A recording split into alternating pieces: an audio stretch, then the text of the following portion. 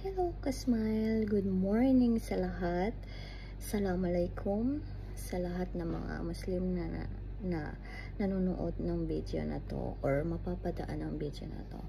So may gusto lang akong i-share sa inyo na positive, okay?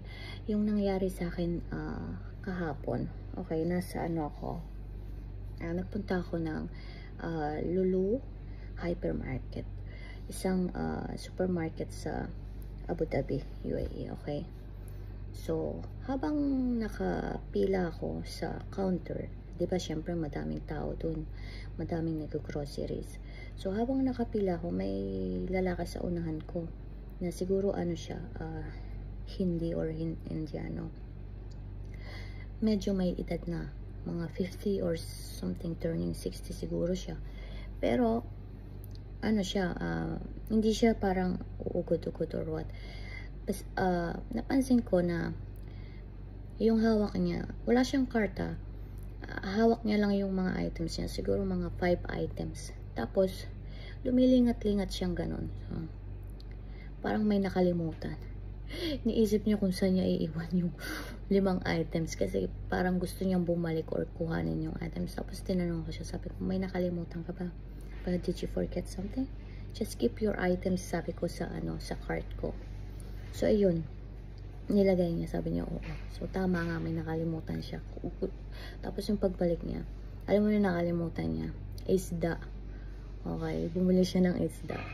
Tapos yun, nag-thank you siya sa akin. Sabi ko, hayaan mo siya sa cart, sa ilagay sa cart ko. Tapos, oh no, thank you madam, sabi niya ganun sa akin. Thank you siya. Tapos ayun na. So, ba't ko na-share yung ganitong sitwasyon?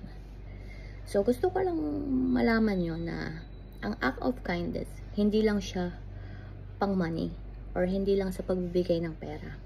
So, maraming klase ng act of kindness.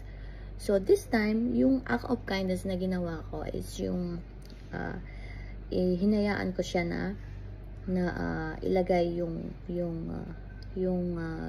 items niya. Tapos, sabi ko, bumalik ka na lang kapag nakuha mo na yung nakalimutan mong items.